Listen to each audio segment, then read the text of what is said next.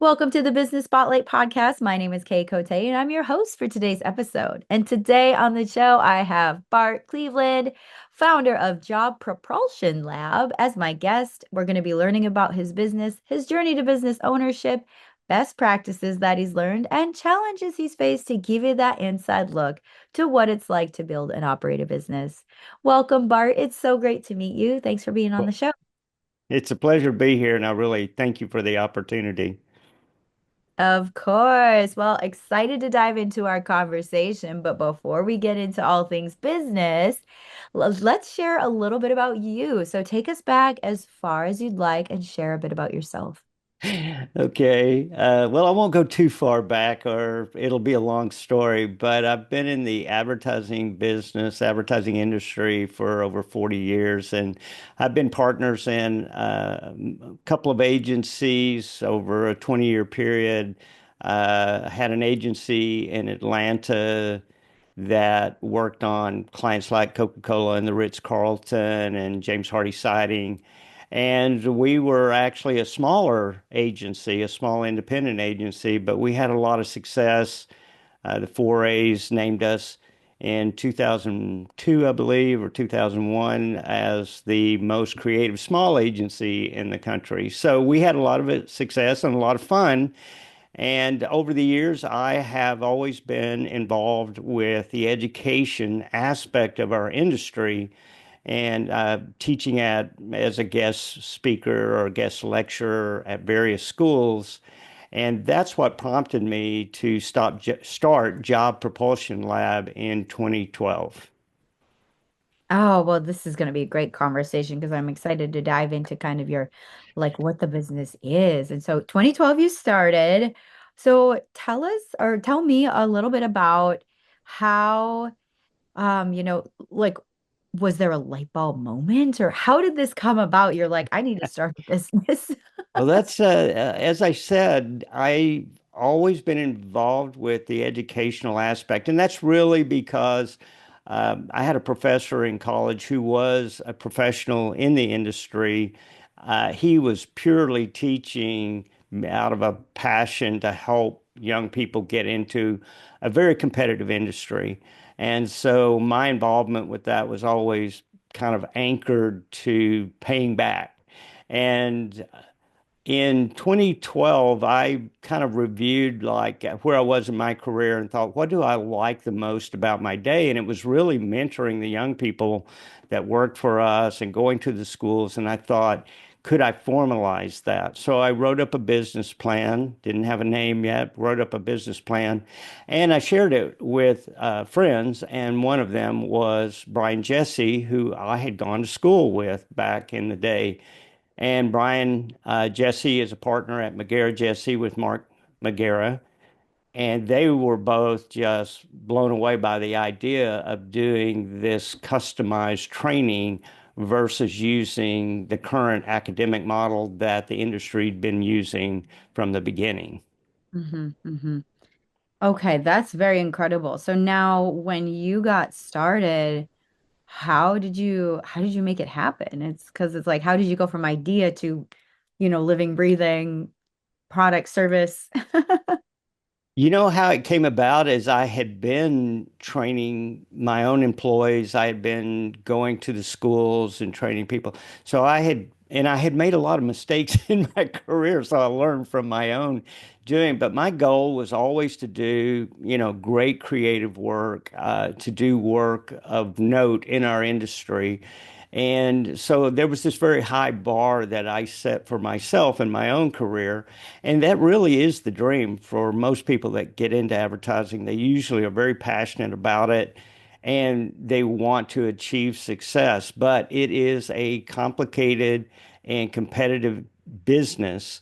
So it really needs a curated training model, and it didn't exist.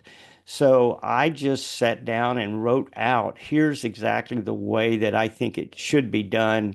It's one-on-one, it's customized to the individual, and it starts with a blueprint that sets them up to start their career at the right place so the trajectory of their career ends up where they want to be in the end, what do they see as success? And sometimes we help them figure that out along the way. Oh, wow. I like that. And now with your current the company as it is now, how many employees do you have on staff? Well, we're structured in a kind of a very, very simple structure. I'm the primary mentor and coach, and then we have mentors that are professionals. So they're not employees per se, they're volunteers. A lot of them come from my business partner's company, McGarrett Jesse, but all around the country, all around the industry, I have contacts from my years in the industry and get these people to interact with those that we're training so they're getting the professional perspective. So we're very, very simply constructed as a company, but that is a need because we need to be able to be very flexible and customizable to the individual we're helping.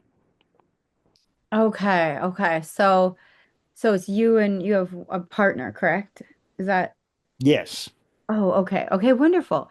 Now, looking at the your company now, where do you see it growing? Say, let's start with 2026. Okay. Well, I'm pretty optimistic about the growth potential of Job Propulsion Lab because I'm seeing a trend, especially in our industry and in general, about the education model, the higher education model. Hmm. You've probably heard stories, a lot of stories about, education debt. A lot of people go to college, they get a degree, they have a lot of debt that is associated with that. And the job market being what it is, they're not finding the jobs. Now, this is a general rule of thumb right now with the economy where it is, but it's always been that way in advertising. The academic model for training people in advertising has always been a few steps behind where the industry actually is. And that's just because of the way the academic model is structured, how fast it can move and accelerate to be current.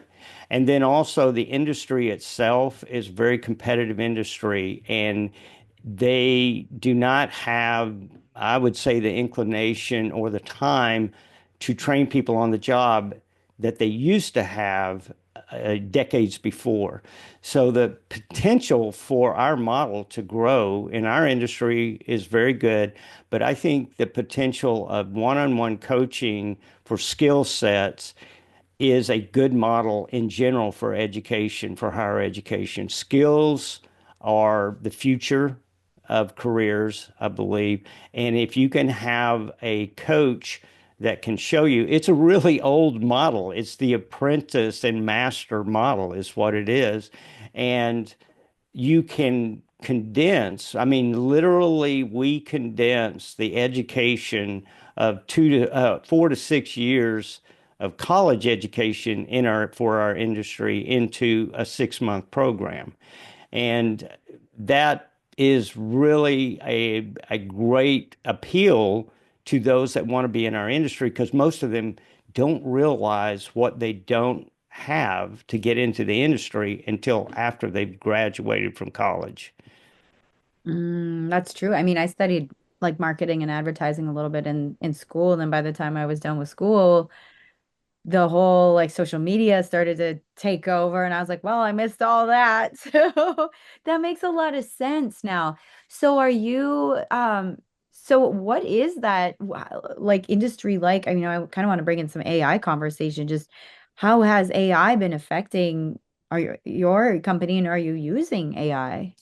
A lot of companies are using AI. Our industry, as well as others, obviously are being affected by AI. Where that shakes out for our industry, I think it is much like all technology that has come into our industry. For example, when I started my career, the computer came into the industry as a tool for production and design and things like that.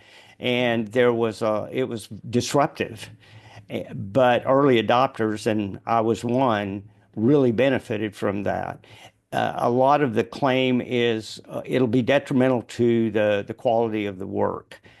Well, my view is the quality of our work has always had good and bad examples. Mhm. The tool just makes those that want to do good work better at doing good work because it makes it more efficient, them more capable of doing things. AI really will shake out to be the same thing. It is not, there will be people that will use it as a replacement of creativity, of idea generation, things like that. But for those that are companies that are interested in building brands that really connect and have a relationship with their customer, that AI is never going to do that. Now, AI will be a tool to help those that are experts at doing it do it more efficiently, but it won't replace them. Like that's So very we powerful. train people Mm. in using AI tools, but with that philosophy in mind that their mind is the source of creativity. AI is a tool to help them efficiently get to the best ideas and then craft those ideas in the most ideal way possible. Definitely. And so now I want to see what's your big picture. So where do you see your company going here in the next, say, 3 to 5 years? Well, scalability is a challenge in this type of model because it it takes an accomplished professional to be a mentor. So someone whose skill set is high, whose accomplishments are beyond dispute. I mean, they have succeeded in the industry, but they have this spirit of a mentor. And that means it's a labor of love. And so, one of the things in scaling is finding people that possess those three attributes. They're accomplished, they have high skill set, and they have the aptitude and the inclination to share their knowledge, to share their skills with the dedication to the amount of time it takes to do it. I have a lot of mentors that fit the first two categories, but they're in the middle of their busy careers. And so the commitment to time is a difficult one. It comes more at a more senior level where someone has a little more flexibility of time, but they just have to have kind of this passion, like they have to share it with others. And that requires patience and it requires kind of a altruistic attitude. So scalability is finding those individuals that fit those three criteria.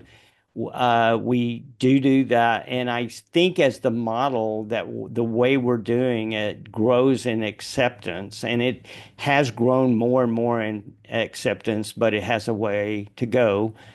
We will see not only JPL doing it on a more broader scale, but others doing it as well. And I could see this model becoming more prevalent in other industries as well. Definitely. So that kind of like that's sharing some light on marketing. So how has the marketing been going? You said people are starting to adopt and they're starting to like see the value. How it has that been?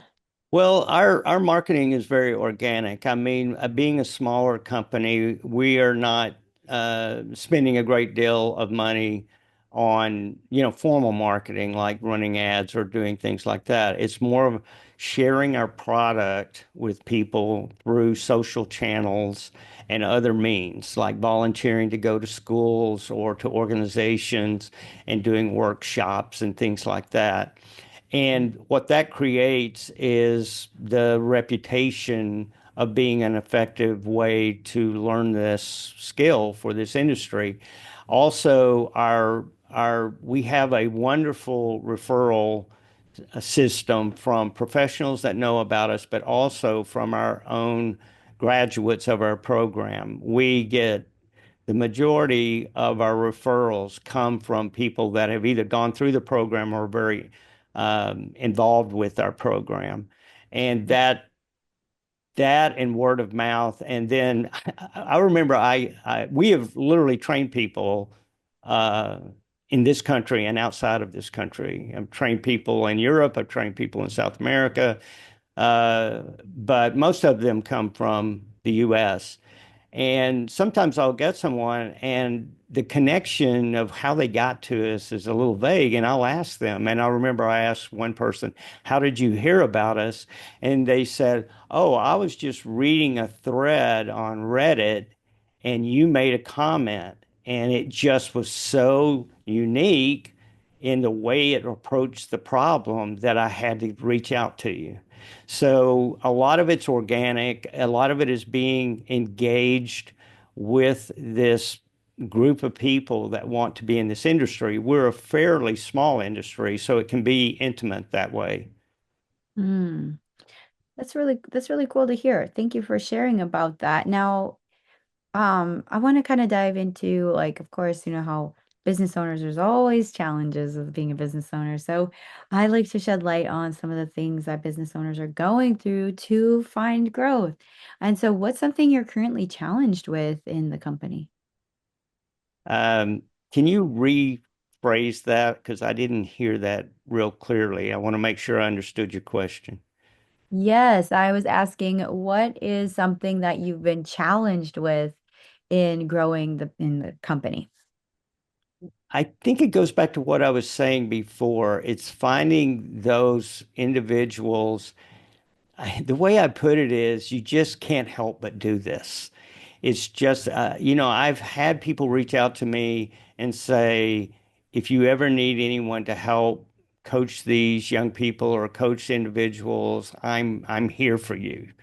And those are the types of individuals that we seek to have us work with us on an ongoing basis.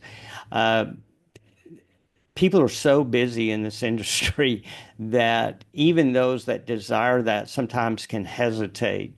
So I think the largest or biggest obstacle for us would be recruiting the most capable people. And they, like I said, they have those three qualities. They have the proven track record, they have the high level skills, and they have the aptitude and the desire to share their knowledge and coach other people.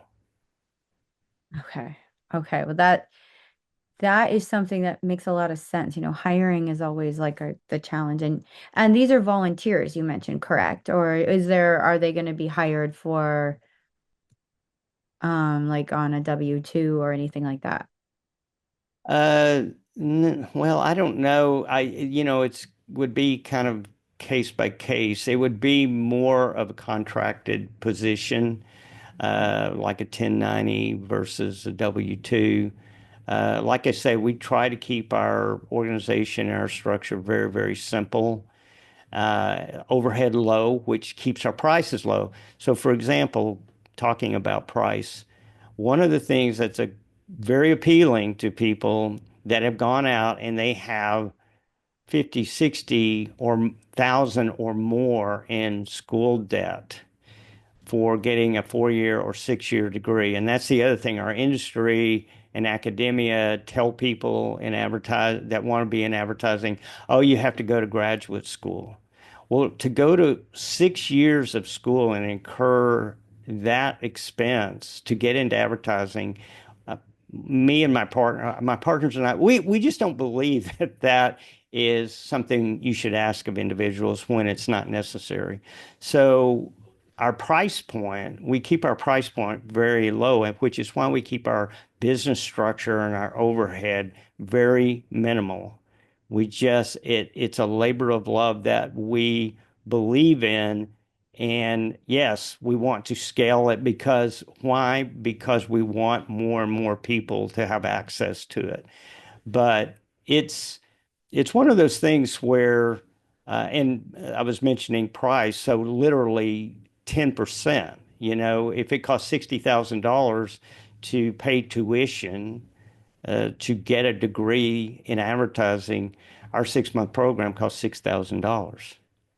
Mm, So for a very minimal amount, and you're getting intense one-on-one training, the first thing we do is we do an assessment that figures out who they really are, how they would fit into the business, what are the best companies that would match up with them and give them the greatest opportunity. So that's the first thing we do. Well, something like that in academia is just unheard of. You go into a class, you sit in a group of people, you're given an assignment, you fulfill the assignment, you get a grade, you get an accumulation of grades, you get those points, eventually you get a degree. There's no customization, there's no individuality about it. Mm, Whereas everything we believe about what makes you successful in advertising is your individuality. And you being in the right place at the right time with the right skills will ensure a lot of happiness in your career versus a lot of frustration. very true. That's a golden nugget of this conversation. That makes a lot of sense. Well, this has been a great conversation so far, and now I want to take us through our rapid fire Q&A. So I'll be asking you 4 questions and just answer very top of mind. Okay. All right. Question number 1 is what is the key to success for you? The key to success for me is knowing that I've changed someone's life. Mm, That's success to me. I changed their life for the better. wonderful. Number 2 is what is a piece of advice you have for other business owners? That's an easy one. You must know your why. Mm, Why do you do what you do? Because if you know your why, then it comes through authentically through your product, through your customer experience, through the way you speak about and promote your company. If you don't know your why, everything you talk about is going to be what you do and how you do it, which is commodity compared to your competitors. So know your why. That's the best advice I can give. Find out what your why is and then be genuine and authentic about translating that to your customer. that's a powerful one. I'm going to write that down. That's a great reminder. Um, okay, the third one is this is a fun one. So, what is it could be a book, a podcast, an article, just anything that's really resonated with you recently. When I saw that question before, I thought she is going to think my answer is crazy. But the latest book that I read is The Singularity is Nearer by Ray Kurzweil. Now, Ray Kurzweil wrote a book in about, I don't know, 20 years ago called The Singularity is Near. This is about AI. Mm. And Singularity is Nearer was because of the advancements of AI. Now, why am I reading a book about this? Well, it's research because one of the fun things I do is I write, and I'm writing a novel, and this is about the subject AI and technology and all that. So that's why I read that book. The Singularity is Nearer. I just looked that up. That looks like a great read. Well, thank you for sharing that. And now we have our final question. And again, take your time on this one, actually. So if I gave you a magic wand and you Mm. could rapidly improve one aspect of your business, what would it be? I think it's the scalability question that you had brought up before. If I could have a dream of what does the training and education of our industry look like, it would be our model scaled up. It would be internally within companies. They'd be training, they'd have dedicated training this way. Mm. Academia would be more hand in hand with the industry to be up to what is going on exactly right now. I mean, just a little side. I was asked to be a part of a group tank for helping a university improve. And I found out after that that it was going to take 5 years for them to implement it. That makes it irrelevant. You have to move faster than that. So scalability of how we do things, that would be my dream. Awesome. Well, thank you for sharing that. Again, this has been a great conversation, and I would love to connect folks with you and your company online. So feel free to share your contact info. My contact information, well, jobpropulsionlab.com is our website, of course. And is that what you're asking me? My contact? Okay. And Yeah. then you can, if you have questions, I mean, if you go to our site, we have free resources like an assessment. You can get a free assessment of your career. We have a free course. But if you want to just talk to me a little bit, ask some advice, my email is bart@jobpropulsionlab.com. You can also find us on social media, on LinkedIn, Instagram, the usual suspects. Awesome. Well, thank you so much, Bart. For our final question today, what is most inspiring to you today? I'm sorry, repeat that, please. What is most inspiring to you today? You know what inspires me most today is the fire of creativity is just as hot as it's ever been. The young people that I coach, their desire to use their creativity, to use their imaginations is inspiring. And so that they inspire me. They make what I do, and even in my professional realm of being still a professional in advertising, they are the ones that make me have hope for our industry, remain as creative as it can be. So I'm inspired by the young people. Ah, wonderful. Well, thank you so much, Bart. This has been a great conversation. It's a joy to have you on the show. Such an honor to talk to you and share these things. So thank you so much for the invitation.